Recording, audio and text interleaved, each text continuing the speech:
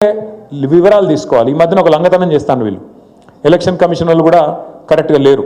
వాళ్ళు ఏం చేస్తుండ్రు, వాళ్ళకి ఇష్టం లేని వాళ్ళు ఓట్లు తీసేస్తాను. అవి చూసుకోవాలి ముందు. ఇప్పుడు మనం చేయాల్సిన శ్రీనివాస్ రెడ్డి గారితో, రాజ్ కుమార్ పటేల్ గారితో, మన డివిజన్ అధ్యక్షులతో నేను కోరేది ఏమంటే, మనం చేయాల్సింది అందరు ఓట్లు ఉన్నాయా లేవా చూసుకోవాలి. నిన్న బీహార్లో మీరు చూసిరు, మొన్నటిదాకా ఉన్న ఉప ముఖ్యమంత్రి ఆయన ఓటు వీక్ పారేసిరట. తేజస్వి యాదవ్ అని చెప్పి లాలూ ప్రసాద్ యాదవ్ సబ్ కొడుకు, ఆయన ఓటు ఎత్తేసిరట. ఇక మరి వాళ్ళే కొట్టేసినాక మనవి కూడా లేకుండా చేస్తారు. ఎవరైతే వాళ్ళ ఖిలాఫ్ ఉన్నారో, అవసరమైతే వాళ్ళు కుమ్మక్కై, కాంగ్రెస్ వాడు బీజేపీ వాడు కుమ్మక్కై మన ఓట్లు తీసే ప్రయత్నం కూడా చేస్తారు.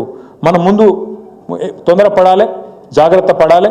తప్పకుండా మన ఓట్లు ఉన్నాయా లేవా ఆ ఇళ్లలోకి పోయి కూడా చెక్ చేసుకోవాలి.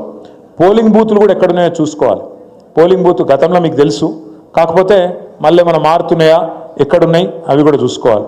దాంతోపాటు ఏ 100 ఓటర్లకైతే మీరు ఇన్ఛార్జ్ తీసుకుంటుర్రో, ఏ 100 ఓట్లకైతే 25 ఇళ్ళకైతే మీరు జిమ్మేదారు తీసుకుంటున్నారో, అక్కడ ఖచ్చితంగా మనమే పోవాలి.